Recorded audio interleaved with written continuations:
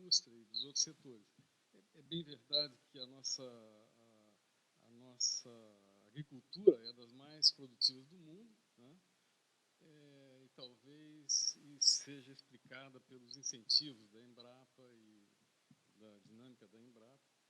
Eu concordo também com o Roberto Heller de que talvez a macroeconomia tenha desprezado, né? Isso faz parte da evolução da macro, da micro, da questão dos estímulos e a nível de mercado, os sinais que ajudariam o investimento.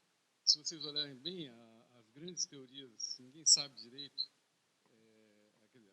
a teoria de crescimento, que seria também de desenvolvimento, incluiria de alguma forma, ela se baseia na ideia de que existe um progresso técnico que vem do céu, né?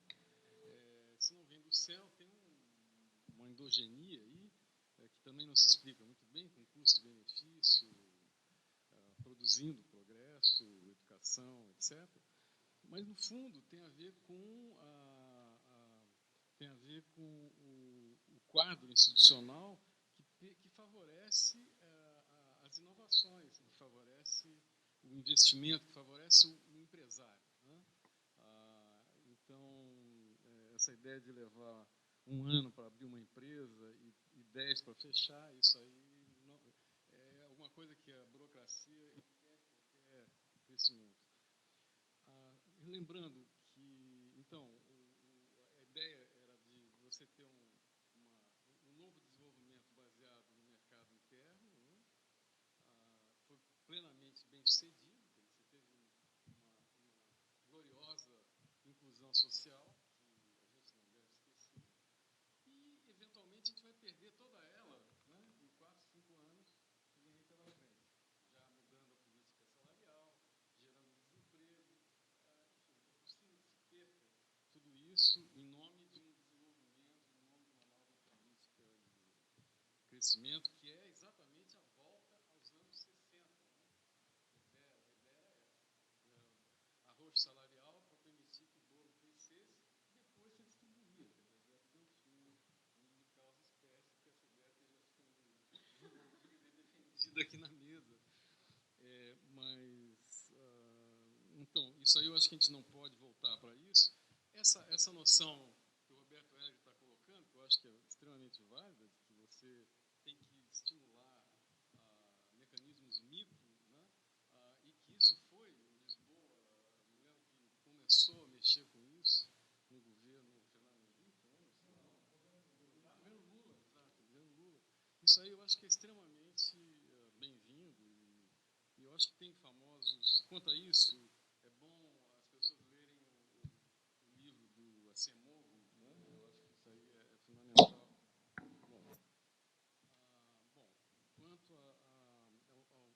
Quanto ao nosso mercado de crédito, de um lado, a justificativa do BNDES, que, aliás, o BNDES foi o grande órgão, né, que congregava e definia o desenvolvimentismo brasileiro, nós não esqueçamos disso, mas a ideia que o BNDES, a ideia atual é que o BNDES está impedindo o surgimento desse mercado de crédito. Então, o BNDES está fazendo um mal enorme para o mercado de capitais, na medida em que ele desestimula o setor privado de criar esses fundos de mais longo prazo, ações de mais longo prazo. Quanto à ideia quer dizer, eu acho que houve no governo Dilma, no Lula, no final do Lula e governo Dilma, uma tentativa de aumentar o investimento no setor público, né, uma tentativa forte. O PAC era um exemplo disso, e se tentou criar, e lá pelas tantas, o PAC está sendo cortado, né, talvez menos do que nos planos de ajuste tradicionais, né, tentando se manter alguma. Então, eu acho que o problema desse ajuste fiscal, dessa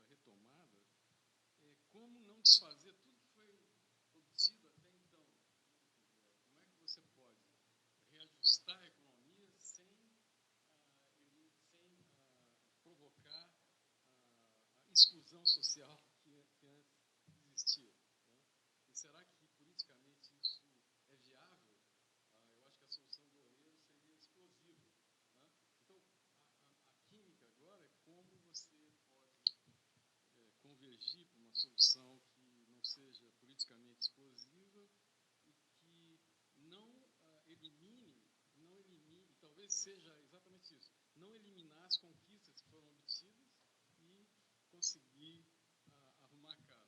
Quanto à independência do Banco Central, eu acho que todo mundo concorda que a ideia é um pouco o Banco Central se comprometer com a estabilidade da moeda e com a estabilidade da renda também.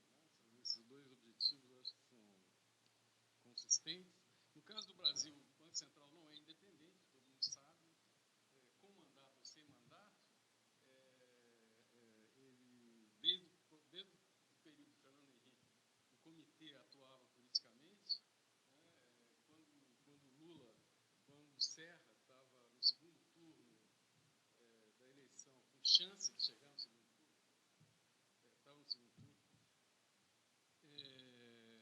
o cupom se reuniu, a inflação claramente apontava para alta, e o Banco Central apontou a taxa de juros para baixo. Tá? Se lembra de uma reunião de julho de 2002? Foi quando o Lula. Aí, claramente, o Tombini claramente baixou a taxa de juros a mando de alguém. Isso aí não foi uma coisa. Né? O Tombini não tinha independência nenhuma em relação a Lula. Meirelles eu acho até que tinha. O Tombini.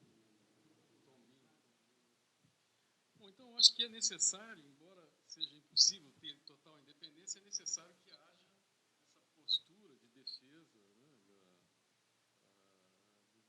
uma política de estabilização, estabilidade da moeda, dos preços e da renda.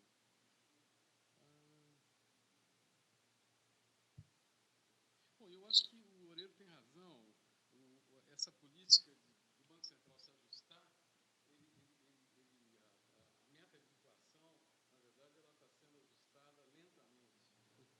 É como se, né, e de repente até a meta vai se ajustando à inflação. Não é a inflação que vai se ajustando à meta. Isso ocorria muito na diagonal da taxa de câmbio do Chico Lopes. Né? Então agora, outra virou meio. Não, mas antes disso estava acontecendo a faixa de câmbio. Agora a faixa de inflação vai se ajustando, já que você não consegue, ninguém é preso, ninguém é, né? Então se ajusta a faixa. A responsabilidade social é limitada. Mas isso tudo eu acho que é uma aprendizagem e é inevitável, é indubitável a modernização do país nesse período, né?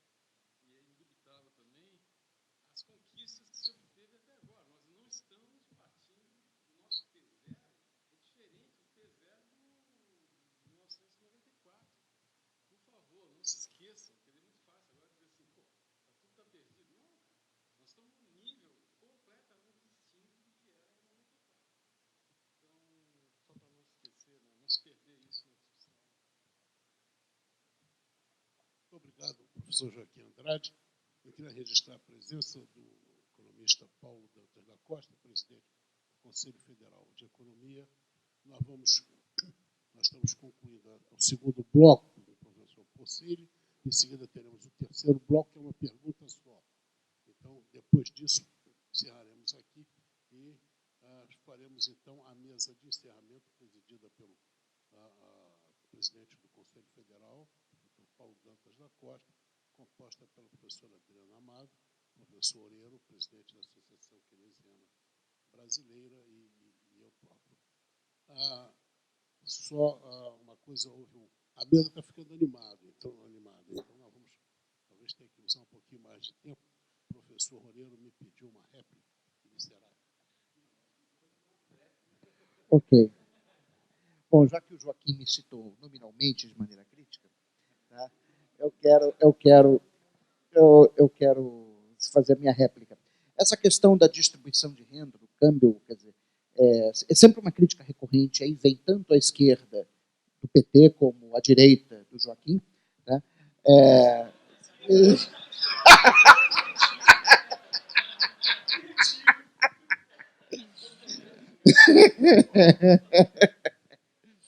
Mas sempre diz, não, você no fundo quer fazer arroxo contra os trabalhadores, etc, etc. Tal. Bom, vamos esclarecer um ponto conceitual aqui. Uma coisa é a repartição do valor adicionado entre salários e lucros.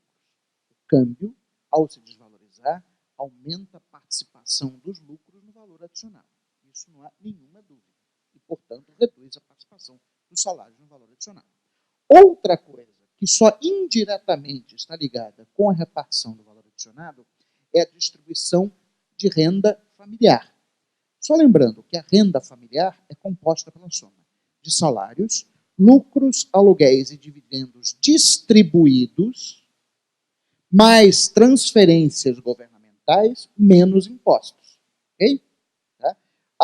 O Piketty, no livro dele sobre desigualdade de renda, ele mostra que nos países da OCDE, a renda familiar que é apropriada na forma de lucros, aluguéis ou dividendos é apenas 5% da renda familiar. Isso significa que mesmo que você tivesse uma alteração significativa da distribuição do valor adicionado entre salários e lucros, o impacto que isso tem na distribuição familiar de renda seria pequeno. Ok? Então, é o primeiro ponto. Tá? Bom, isso significa o seguinte, se você quer mudar a distribuição de renda, você tem que olhar para duas coisas. Primeiro, a desigualdade na distribuição dos salários. O leque salarial no Brasil é extremamente amplo. Ou seja, a diferença do salário mais baixo e o salário mais alto, ou seja, entre o salário mínimo e o salário do presidente da Petrobras, né, que provavelmente deve ser o executivo mais bem pago no Brasil, é estrondosa. Okay? Então, como é que você reduz a desigualdade salarial?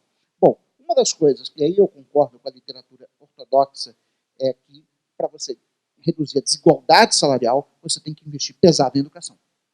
Okay? Então, a política que vai reduzir a desigualdade da distribuição de salários é investir maciçamente em capital humano, para você reduzir o diferencial entre os trabalhadores mais bem educados e os trabalhadores menos educados. Okay?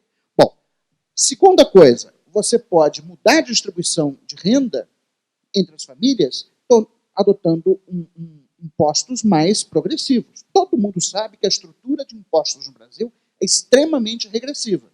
Então, se você quer de fato mudar a mudança, se você quer de fato mudar a distribuição de renda, adote uma estrutura de impostos progressiva. Isso tem nada a ver com câmbio. Tem absolutamente nada a ver com câmbio. Em terceiro lugar, tá, uma parte significativa desses lucros, aluguéis e dividendos que as famílias recebem não é apenas de lucros distribuídos das firmas, mas também é de renda de aluguéis, de propriedade, etc, etc. Então, a gente tem que ver como o Piketty coloca, saber o seguinte, olha, será que você não tem no Brasil uma desigualdade na distribuição de patrimônio que é muito grande via heranças? Então, seria o caso de você fazer tributação mais pesada para o caso das heranças. Então, se você, de fato, está preocupado com a desigualdade na distribuição de renda, você tem que fazer duas coisas. Primeiro, investir pesado em educação. Segundo, você tem que adotar um imposto, uma estrutura tributária mais progressiva. Agora, a questão cambial, no nosso ponto de vista, é a seguinte. Ou você desvaloriza o câmbio por bem, via política, ou você desvaloriza o câmbio por mal, via crise de balanço de pagamentos. Vai acontecer de qualquer jeito. Se nós não desvalorizarmos agora, nós vamos ter daqui a um pouco uma crise de balanço de pagamentos que vai fazer isso por nós. E aí vai fazer de uma maneira desorganizada, que vai ser muito mais traumática. Então, a desvalorização é inevitável, não é uma escolha, não é porque nós, desenvolvimentistas do grupo da FGV de São Paulo, estamos querendo que o trabalhador se ferre. Tá? Isso realmente não corresponde à nossa posição. Obrigado. Muito obrigado. O professor Gabriel Porcílio, por obséquio, para suas considerações sobre o bloco de hoje.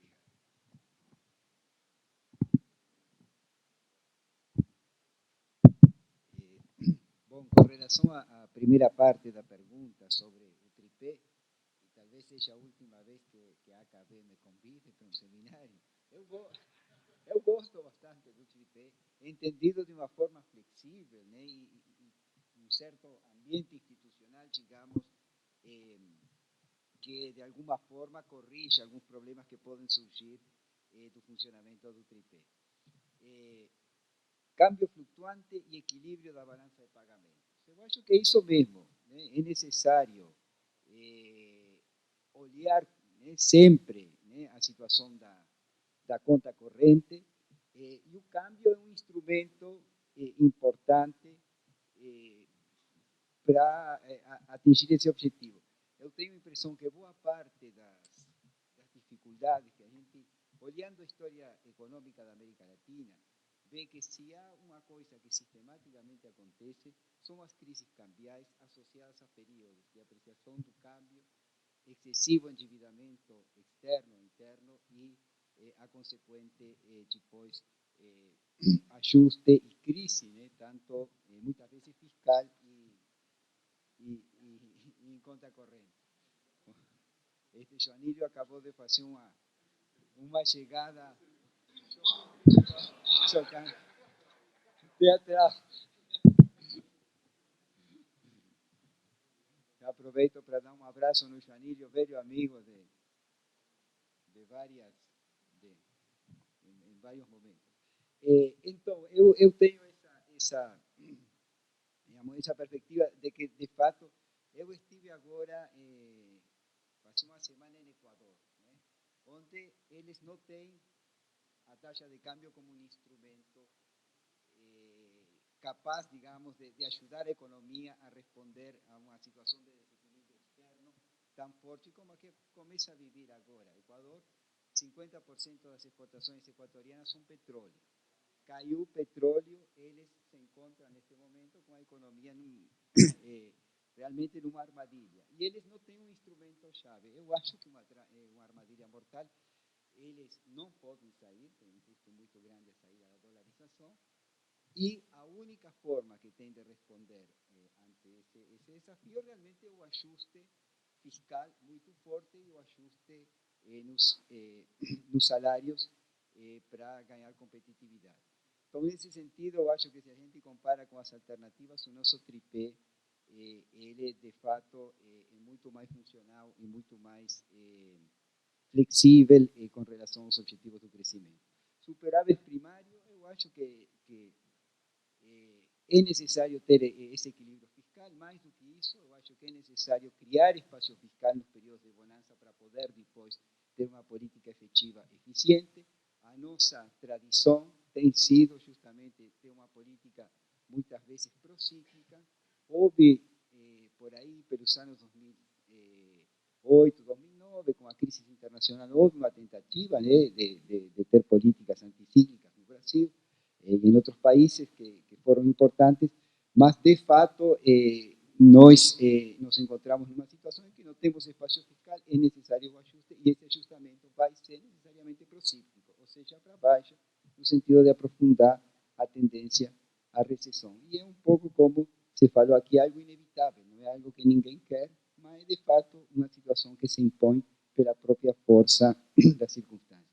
Metas de inflação, âncoras de inflação, eu acho que as expectativas existem, como bom keynesiano, e é necessário ter uma âncora, é necessário ter algum indicador que ajude, de alguma forma, a coordenar as expectativas, e o inflation target pode ser, nesse sentido, com a flexibilidade que foi mencionada aqui, um instrumento. Eu só quero mencionar um tema que muitas vezes, em economias com a conta de capital aberta, vocês sabem que a América Latina é a região do mundo em desenvolvimento onde a conta capital é mais aberta em todo o planeta. Se vocês olham o índice de Chin-Ito, não é o índice do Chin-Ito, é o índice de Chin-Ito, talvez vocês já tiveram oportunidade de ver esses números. Realmente a nossa conta capital é extremamente aberta e está claramente entre as mais abertas entre as economias em desenvolvimento. E aí surge esse problema, essa inconsistência que vários autores têm, né, apontado, que na verdade, se a gente tenta conter a inflação usando a taxa de juros, muitas vezes o que faz é atrair mais capital e isso tem um efeito procíclico. Isso, em lugar, digamos, de ajudar a conter a inflação, pode até ter um impacto positivo sobre a expansão do consumo. Então, essa inconsistência, eu acho que é um tema importante que na análise ortodoxa e heterodoxa do tripé tem que se considerar. federado, eu acho que os ortodoxos estão discutindo o Fundo Monetário Internacional. O Blanchard tem vários, né, pessoas da tradição mais convencional, digamos, que estão preocupadas com esses temas, e é também um tema central nas análises de alguns economistas heterodoxos, como José Antônio Campo, o próprio Bresser, enfim. Então, acho que aí tem um ponto importante, que é, de alguma forma, como evitar ou como proteger a economia desses movimentos de curto prazo que podem estar associados a um esforço da política monetária por conter a inflação e que acaba, na verdade, tendo um impacto mais forte sobre o comportamento do câmbio e um efeito que é inconsistente com o objetivo que a política procura. Acho que tem um tema de temporalidade chave nisto, falou o Roberto, que ele acha que a política macro não teria que se preocupar tanto com o longo prazo, que esse outro departamento. Eu aí tendo a discordar com o Roberto, me preocupa um pouco, por exemplo, qual é o impacto de longo prazo de um ajuste fiscal que castigue muito o investimento, né? Nesse sentido, há uma necessidade, digamos, de fazer um ajuste. Muitas vezes o investimento é mais fácil de cortar que gasto corrente, e eu acho que isso pode, de alguma forma, num mundo em revolução tecnológica, num país que a infraestrutura está bastante comprometida, que isso possa ter um impacto. Agora, é verdade que as temporalidades são distintas. Enquanto a gente redefine o marco institucional, por exemplo, para o investimento, bota em movimento, né, a máquina da produtividade, quanto mais rápido aumente a produtividade, menor vai ser a intensidade do ajuste fiscal, né? Eu acho que, nesse sentido, há um problema de temporalidade que faz com que, de fato, os frutos, digamos assim, de uma política mais voltada para a produtividade e para a estrutura produtiva, digamos, consiga, de alguma forma, evitar a intensidade do ajuste. Só para... Eu estou concordando muito com os ortodoxos, e aí eu tenho medo que a AKB não me convide nunca mais. Eu posso fazer como Groucho Marx, que falava: estes são meus princípios, e não gosta, tenho outros. Então, eu poderia... Se você me convida, a gente dá um jeito, mas eu queria falar uma coisa com... E aqui, já estou sem tempo, né? Já o tempo acabou, né? Então, só um comentário muito rápido para o que falou aqui Joaquim.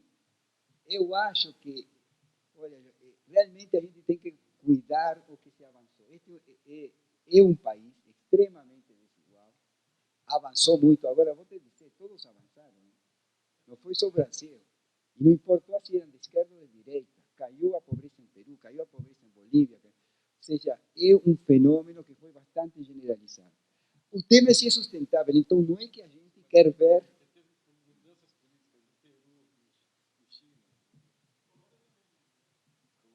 Também no México, até também caiu um pouco. Ou seja, depois... Agora, há uma discussão bastante interessante da Nora Lustig, falando se caiu porque aumentou a oferta de gente educada ou porque estamos demandando cada vez mais gente menos educada ou bono salarial. Mas é uma discussão. O que a mim me preocupa, no fundo, é entender que o T0 é outro, mas é verdade que é o T0 que nos está colocando o problema. Ou seja, nós não queremos voltar para trás. Eu preferiria muitas outras coisas, mas, de fato, o tema de que a produtividade não tenha respondido e tenha essa estagnação, que é o nosso próximo tema, em parte coloca a questão se tudo que a gente tem avançado pode ser sustentado além do que são nossos melhores desejos, né? Que é um T0 que está em crise, está sendo contestado, e que a grande pergunta é como avançamos sem que a parte social e a pobreza no Brasil volte à situação que era antes. Muito obrigado, professor Porfírio. Eu não gosto de me submeter à ditadura do tempo, não. Então, você desculpe, a mesa está interessante, a discussão está boa, mas nós temos o doutor Paulo Dantas esperando para a troca da mesa, e temos também, somos honrados também com a presença professor Joanílio Teixeira, professor emérito da universidade. Então, vamos passar ao último bloco, que é o ajuste de longo prazo, o problema de longo prazo. Eu vou pedir à mesa que seja realmente muito breve, porque nós temos um almoço, onde o professor Luiz Fernando de Paula é o palestrante, e acho que contaremos com a presença do Dr. Paulo também. Então, vamos fechar com rapidez, embora seja um tema muito importante. Muito obrigado.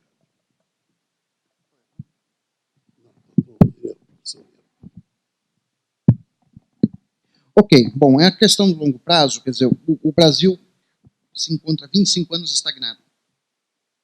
Você teve uma melhoria breve e efêmera durante o governo Lula, mas isso foi apenas um suspiro num processo de estagnação que já dura 25 anos. E quais são as razões dessa estagnação?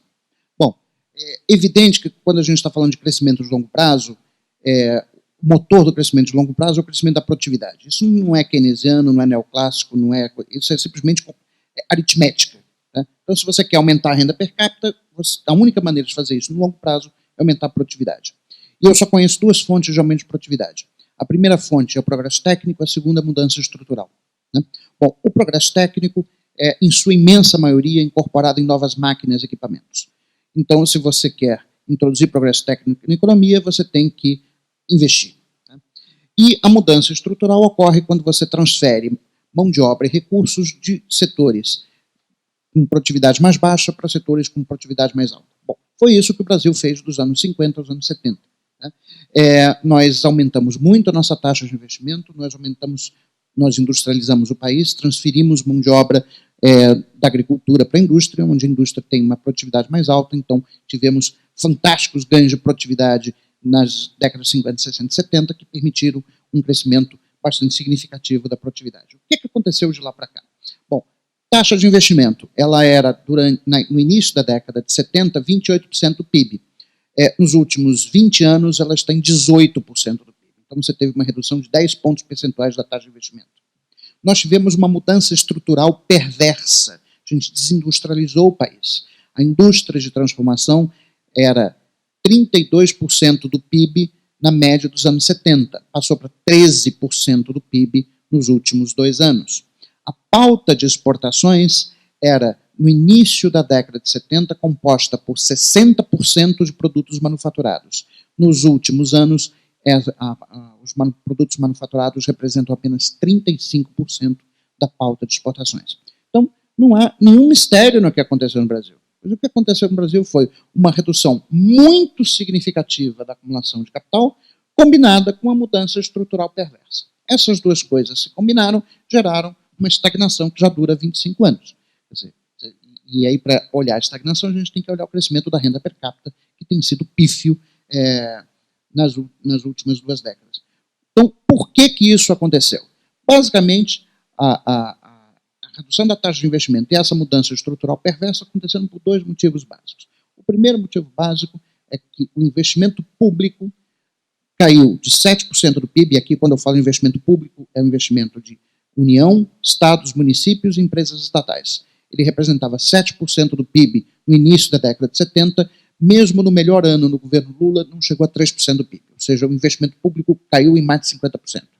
E a segunda razão é que, depois da crise da dívida externa, no início da década de 80, você inicia os anos 90 fazendo a abertura da conta de capitais e desmontando todos os mecanismos de controle de câmbio que neutralizavam a doença holandesa. Então, de 1990 para cá, nós tivemos uma tendência crônica sobre a valorização da taxa de câmbio, que diminuiu a nossa competitividade externa, gerou processos de desindustrialização e, portanto, está reforçando esse quadro de semi-estagnação da economia brasileira. Então, o que nós temos que fazer é simplesmente voltar a investir o que a gente investiu no passado e reindustrializar o país.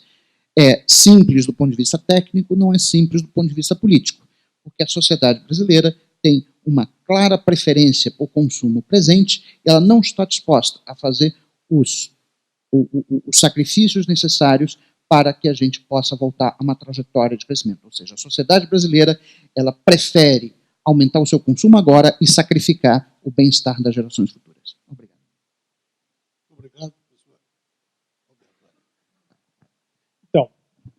Eu me incomodo um pouco com essa leitura da dívida, da crise da dívida e da crise da década de 80 como uma crise bíblica, né? O Brasil, tal qual o Jó, estava lá, feliz, tudo dando certo, nós crescíamos, e aí, por uma maldição divina, o capeta foi lá, soprou do ouvido de Deus e ferrou a gente.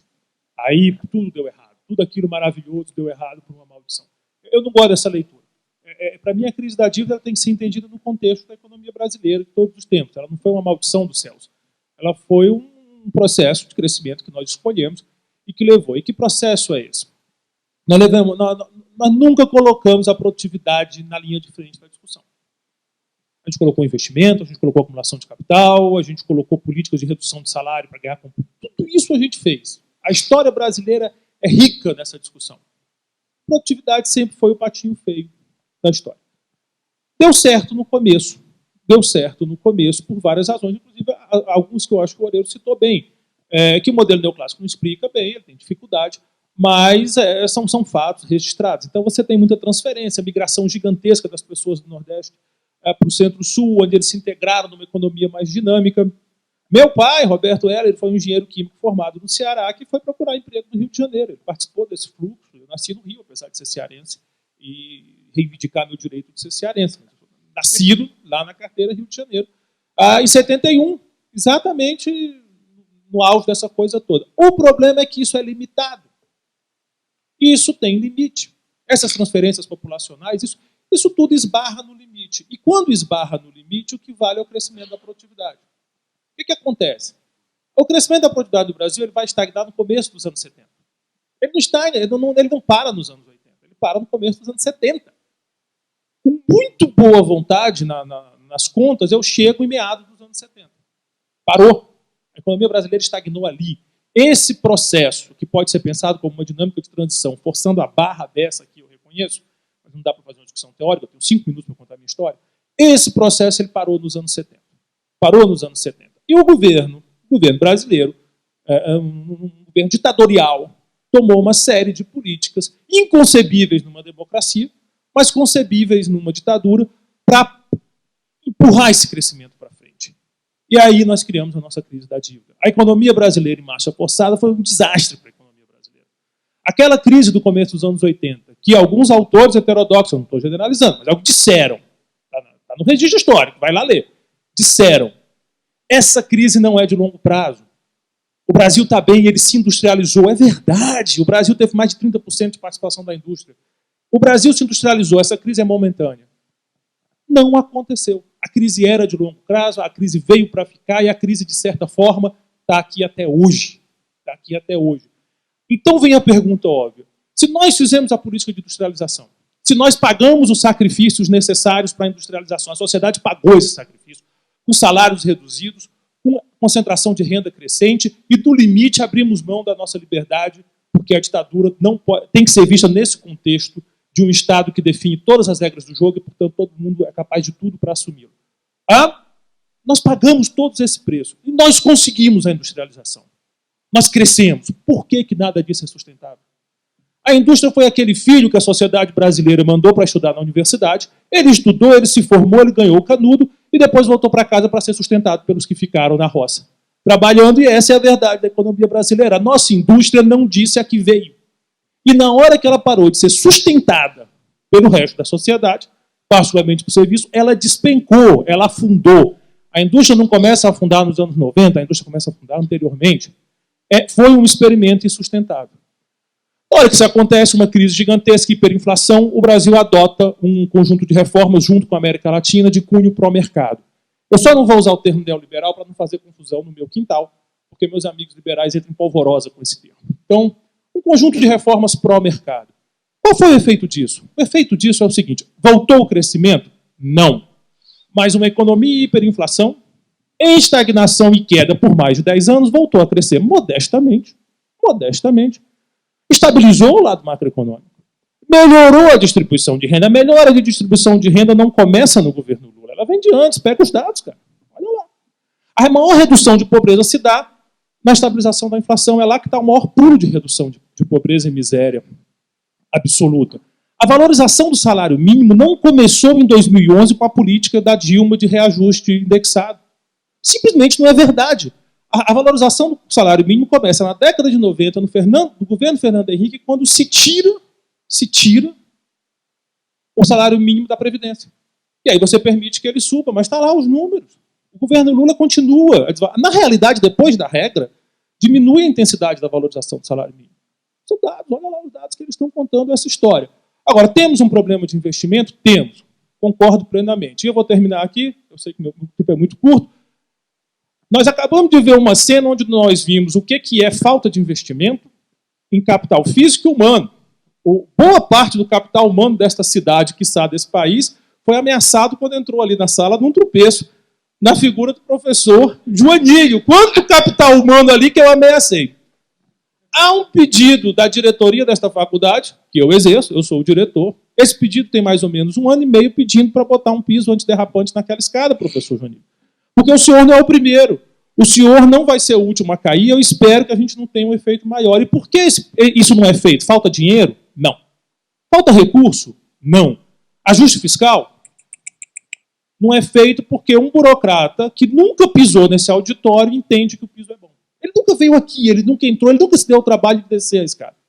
O outro auditório está fechado porque lá é enorme a escada e uma queda dessas machuca muito. Eu estou mantendo fechado. Então vamos à questão. O que impede o investimento público no Brasil? É o ajuste fiscal? Eu vou dizer aos senhores, por experiência, inclusive, de gestor, num ambiente pequeno, mas eu tenho muitos amigos, eu moro em Brasília há muitos anos. Não. O que impede o investimento no Brasil é uma estrutura regulatória insana que foi criada no país. E aí sim, no ambiente de reformas, começou com a reforma administrativa do então ministro Bresser, que começou a criar um conceito de Estado maluco, com uma figura etérea de um gestor, que todas as carreiras foram sendo destruídas para criar essa figura desse gestor, que é um cara que é um gestor, mas ele mesmo nunca entrou na universidade, ele nunca entrou no hospital público, ele faz gestão de tudo isso sem ver como é. Então, eu não estou criticando a figura do gestor, só estou dizendo que o gestor tem que se aproximar do que ele está fazendo a gestão, para ele viver o problema. Eu quero que o gestor entre nesse auditório, desça a escada. E caia. E amanhã ele libera meu piso antiderrapante, porque eu tenho o recurso. Então o que nós precisamos é de mudança institucional.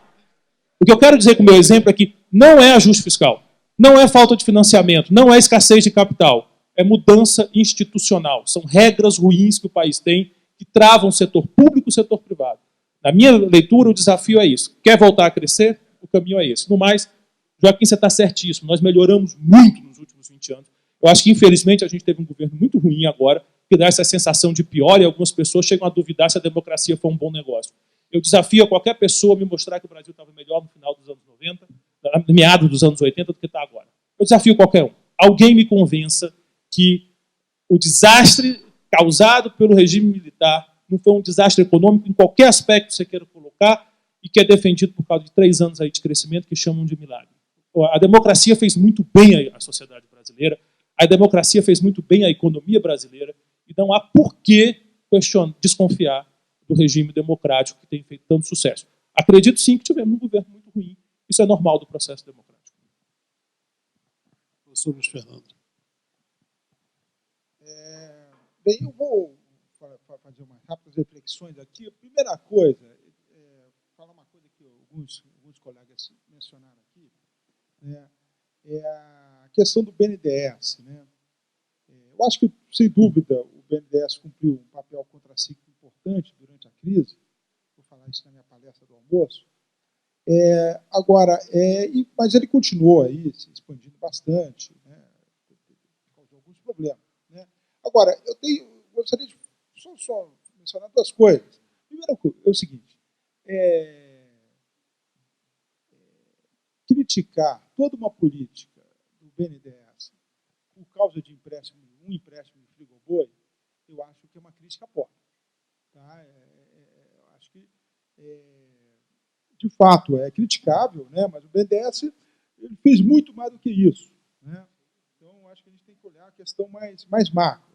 Né? E a grande dificuldade é fazer o contrafactual. Né? O que aconteceria? Tudo bem, o investimento caiu,